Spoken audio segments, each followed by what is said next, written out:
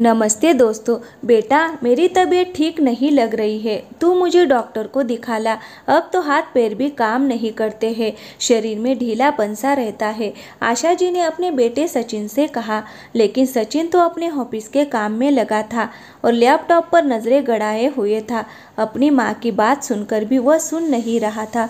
5 minute तक आशा जी उसकी ओर पूरी उम्मीद भरी दृष्टि से देखती रही, पर उसने कोई जवाब नहीं दिया। तभी अंदर से सचिन की पत्नी रोशनी बाहर आती है और अपनी सास से बोली, आप फिर से बाहर आ गई? आप अपने कमरे में अच्छे से बैठ नहीं सकती है क्या? बार बार आकर इन्हें परेशान करना ज़रूरी है क्या? वैसे तो बोलती रहती हो कि हाथ पैर में दर्द है और फिर दिन भर घर में घूमती रहोगी। अभी ऑफिस का काम करेंगी या आपकी सेवा में बैठे रहेंगे? ससुर जी तो हमारे लिए कोई खजाना नहीं छोड़कर गए हैं।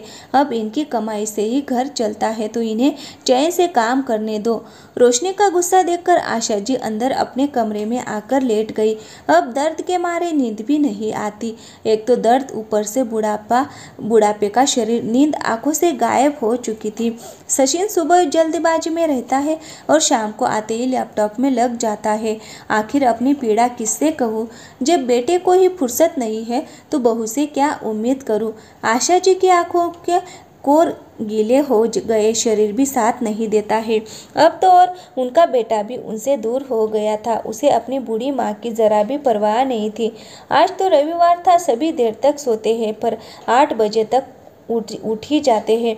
आशा जी धीरे धीरे हिम्मत करके उठी और फिर कमरे के बाहर गई तो देखा सचिन अपने बच्चों और पत्नी के साथ समोसे जलेबी का नाश्ता कर रहा था, पर किसी ने उन्हें खाने के लिए पूछा तक नहीं। आशा जी रसोई में गई और पानी लेने लगी तो वही फ्रिज का पानी था। इतनी गर्मी में बोतल का पानी भी गर्म हो जाता है। वो फ्रिज का पानी पीती नहीं है और बोतल के पानी से प्यास बुझती नहीं। कितनी बार कहा है गर्मी में मटकी लेकर आ जा ताकि ठंडा पानी पी सकूं, पर बहू को घर में मटकी रखना झंझट का काम लगता है। बुढ़ापे में बेटे बहू ने पानी के लिए तरसा दिया है। एक बार उन्होंने टोक दिया तो रोशनी बोली, मम्मी जी, हमारे साथ रहना है तो अपने नखरे छोड़ दीजिए। आजकल सब फ्रिज का ही पानी पीते हैं, फिर मटकी रखो तो पूरे रसोई की शान खराब हो जाएगी। अब पानी ही तो पीना है, वह चाहे मटकी का पियो या बोतल का, क्या फर्क पड़ता है? वह पानी लेकर बाहर आ गए और फिर से सचिन से बोली, सचिन बेटा, मुझे डॉक्टर को दिखा दे, तबीयत सही नहीं लग रही है।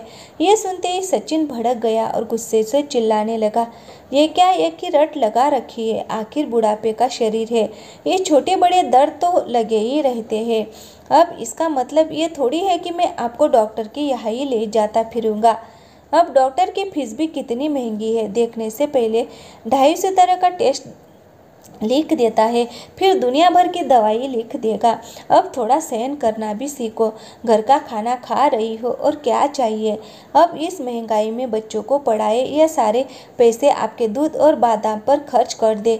आपकी तो उम्र निकल गई है, पर हमें तो आपकी ज़िंदगी जीनी है और बच्चों का भी करियर बनाना है। ठीक है बेटा, बहू कुछ खाने को दे दे, सुबह से कुछ खाया नहीं हुई। रोशनी अंदर रसोई में गई और रात की बची रोटी और साथ में अचार लाकर दे दिया। आशा जी चुपचाप कमरे में आ गई और उसके छोटे छोटे टुकड़े करके उन्हें धीरे धीरे खाने लगी। खाते वक्त उनकी आंखें भर आई, क्योंकि उन्होंने कभी इस तरह खाना नहीं खाया था। उनके पति की ठीक ठाक कमाई थी, वह कपड़ों और गहनों से ज़्यादा खाने पीने पर खर्च करती थी। उनका मानना था कि अच्छा खाएंगे तो शरीर चलेगा। गहने कपड़े तो रखे रहते हैं, पर शरीर तो हमेशा ही साथ चलता है। हमें सदैव अच्छा खाना चाहिए। आशा जी हमेशा रस की सब्जी में रोटी चूरकर खाती थी, इससे उनका पेट अच्छे से भरता था। वह अपने पति और 2 बच्चों के साथ आराम का जीवन जी रही थी। उन्होंने बड़ी बेटी मोहिनी की शादी पास के शहर में की थी, पर उसके पति की नौकरी विदेश में लग गई तो वह वहां पर चली गई। बेटी की शादी के बाद बेटे की शादी की। रोशनी यूँ तो दिखने में सही लगती थी, पर उसका व्यवहार इतना बुरा होगा वह ये सोच भी नहीं सकती थी। रोशनी जब भी बोलती कड़वा ही बोलती थी। वह सबके सिर पर सवार रहती थी और अपने ससुर जी को जवाब भी दे दिया करती थी। ससुर जी को अचानक लकवे का अटैक आया और वह दुनिया से चले गए। अपने पिता की मृत्यु पर मोहिनी विदेश से आई थी और माँ को साथ चलने को कहा था, पर आशा जी ने मना कर दिया कि जब बेटे बहू हुए तो मैं बेटी के घर नहीं जाऊंगी, अब तो इन्हीं के साथ रहूंगी। आशा जी ने सोचा था कि अपने ससुर जी को खोने के बाद रोशनी में कोई बदलाव आएगा, पर वह तो और भी ज़्यादा कड़वी हो गई। बेटे ने भी विधवा बूढ़ी माँ का दर्द नहीं समझा और बहू के बहकाने में आकर उन पर मानसिक अत्याचार करने लगा। एक दिन आशा जी मंदिर में पूजा कर रही थी और उन्होंने ईश्वर को प्रसाद चढ़ा दिया। उन्हें भूख लग रही थी और बहू है कि खाने को नहीं दे रही थी। उन्होंने कटोरे में रखा प्रसाद खा लिया। उन्हें प्रसाद खाते देखकर रोशनी ने उन्हें देख लिया, फिर गुस्सा होकर बोली, मम्मी जी आपको शर्म आनी चाहिए, आप तो प्रसाद की चोरी करके खा रही है और भी न जाने क्या क्या खाती होगी। मुझे तो पता ही नहीं था, मैं तो आपको रसोई में ऐसे ही जाने देती थी, पर आज के बाद आप मेरी रसोई में कदम नहीं रखोगे और ना ही भगवान के मंदिर में प्रसाद चढ़ाओगे। इतना अपमान होने के बाद आज आशा जी फूट फूट कर रोई। उनसे आजकल भूख सहन नहीं होती थी, हर थोड़ी देर में भूख लगती थी। जब बहू ने देर तक खाने को नहीं दिया तो उन्होंने प्रसाद खा लिया। इस तरह रोज रोज के अपमान से वो परेशान हो चुकी थी, लेकिन उन्हें कुछ समझ नहीं आ रहा था, क्योंकि उन्हें तो रहना बेटे बहू के साथ था। रोशनी उन्हें रसोई में खाना नहीं बनाने देती थी, पर बाहर के सारे काम वो करवाती थी। झाड़ू पोछा, बर्तन के साथ सब्जियां काटना, कपड़े सुखाना और कपड़े समेटना। अब इस उम्र में आशा जी थक जाती थी और उतनी सफाई के काम नहीं कर पाती थी, तो बहू उन पर चिल्लाती। जब वो पूरा काम कर लेती थी तब भी रोशनी उन्हें ताने देती रहती। ज़्यादा काम करने की वजह से उनके हाथ पैर में दर्द रहने लगा था, लेकिन दोनों आशा जी की थोड़ी भी परवाह नहीं करते थे। उन्हें ढंग से खाना पीना नहीं मिल पाता था। सचिन और रोशनी दोनों अपनी ही दुनिया में व्यस्त रहते थे। घर में आशा जी के होने ना होने से उन्हें कुछ फर्क नहीं पड़ता था। आशा जी घर में पड़े पुराने सामान की तरह थी, जिसकी कोई कदर नहीं थी। दोनों अपने बच्चों की हर इच्छा को पूरी करते थे। आशा जी का चश्मा टूट गया था। वह महीनों से टूटे चश्मे से काम चला रही थी, पर सचिन ने नया चश्मा बनवा कर नहीं दिया। उनकी साड़ियाँ पुरानी हो गई थी, चप्पल भी घिस गई थी। वह इन सब खर्चों के लिए पूरी तरह से बेटे बहू पर निर्भर थी, क्योंकि पति की कोई पेंशन नहीं मिलती थी। इसी बीच आशा जी की छोटी बहन ने घर में पूजा रखवाई और उन्हें आने का न्योता दिया। उनका भी जाने का मन था, क्योंकि घर में उन्हें घुटन महसूस होती थी। फोन पर वह जब भी किसी से बात करती थी तो वो रोशनी सामने खड़ी रहती थी और वह ज़्यादा देर तक बात नहीं कर पाती थी। मोहिनी के फ़ोन आने पर भी वह कुछ नहीं बोलती थी। मोहिनी से मिले हुए 3 साल हो गए थे।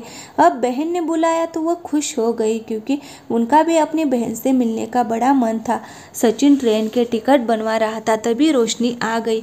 और एसी में टिकट बनवाने की क्या ज़रूरत है, स्लीपर में ही चली जाएगी, पूजा में ही तो जाना है, बेकारी खर्च क्यों करना। सचिन ने भी स्लीपर में टिकट बनवा दी। आशा जी जब ट्रेन में बैठी तो उन्होंने चैन की सांस ली, वरना कितने महीनों से वह जल की जिंदगी जी रही थी।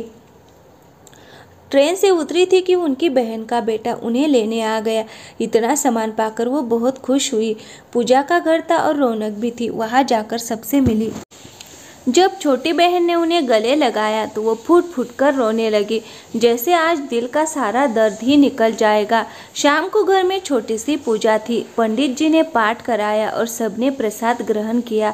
थोड़ी देर बाद उनकी नज़रें ऊपर उठी तो देखा सामने मोहिनी खड़ी थी। अपनी बेटी को सामने पाकर वो रोने लगी और उसे कसकर गले लगा लिया। मम्मी अब मत रो, मैं आ गई हूँ और सब आपको मेरे साथ विदेश चलना ही होगा। मैं आपको यहाँ छोड़कर नहीं जा सकती। आप मुझसे जब भी बात करती थी तो पता लग जाता था कि आप खुश नहीं हो। मेरे लिए आपका खुश रहना बहुत ज़रूरी है, इसलिए मैं आपको लेने आई हूँ। मोहिनी की बात सुनकर आशा जी बोली, लेकिन ऐसे कैसे, अचानक तू यहाँ आ गई? अच्छा, तुझे भी मौसी ने बुलाया होगा। नहीं, मैंने ही मौसी को कहा था कि आप पूजा रखवाए ताकि मम्मी यहाँ आ सके। मैंने आपका टिकट बनवा लिया है और अब आपको मेरे साथ में ही चलना है। मुझे सब पता है कि भैया भाभी आपके साथ कैसा व्यवहार कर रहे हैं। मैंने आस पड़ोस से मालूम किया है। क्या तू घर के आस पड़ोस में जाकर आ गई है और घर नहीं आई? सचिन और रोशनी से मिल तो लेती। नहीं मम्मी, मैं उन दोनों को कभी माफ़ नहीं कर पाऊंगी और मैं उन दोनों से मिलना भी नहीं चाहती हूँ जिन्होंने मेरी मम्मी को इतनी तकलीफ दी। मैं उनका चेहरा भी नहीं देखना चाहती हूँ। तभी आशा जी ने पूछा, तू मुझे घर से भी लेकर जा सकती थी, यहाँ मौसी की यहाँ बुलाने की क्या ज़रूरत थी? मम्मी यहाँ मौसी की समझ में अच्छी जान पहचान है और उनके जेठ जी का बेटा वकील है। मैंने उनसे सारी बात कर ली है। माना पापा कुछ नहीं छोड़कर गए हो, पर वो ये मकान तो छोड़कर गए हैं जहाँ पर आप रह रहे हो, और ये घर तो आपके नाम पर ही है। आप घर की मालकिन हो, फिर भी आपके साथ गलत व्यवहार हो रहा है। हाँ, अब मुझे बेटे बहू के साथ नहीं रहना है। मैं उनके अत्याचार और अपेक्षा अब नहीं सह सकती, लेकिन मैं क्या कर सकती हूँ? आशा जी बोली, बेटी आप उन्हें घर खाली करने का नोटिस भेज सकती हो, तभी दोनों की अकल ठिकाने आएगी। मोहिनी ने बोला, माँ ये नोटिस पर साइन कर दो और उन्हें घर खाली करने का नोटिस भेजेंगे। नोटिस पाकर सचिन और रोशनी के पैरों से जमीन खिसक गई। ये देखो, तुम्हारी मम्मी पूजा में अपना भला करने गई है, चाहे बेटी बहू सड़क पर ही क्यों ना आ जाए। अब हम सामान और बच्चों को लेकर कहाँ जाएंगे? अच्छे भले हम यहाँ पर रह रहे थे। रोशनी बरस पड़ी। अपनी मम्मी का ये रूप देखकर सचिन को हैरानी हुई और पछतावा भी। मम्मी ने कुछ गलत नहीं किया, हम ही उनके साथ गलत व्यवहार कर रहे थे।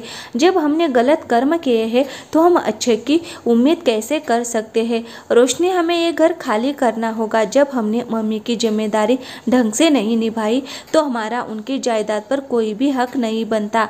हमें यहाँ से जाना होगा। मम्मी को हमने कितना दुख दिया है, उनका कितना दिल दुखाया है, उन्होंने तभी ये कदम उठाया होगा। नोटिस का जवाब आ चुका था। सचिन और रोशनी ने घर खाली कर दिया। अब वो पछतावा के अग्नि में जल रहे थे और आशा जी घर बेचकर बेटे बहू के नाता जोड़कर हमेशा के लिए अपनी बेटी के साथ रहने चली गई।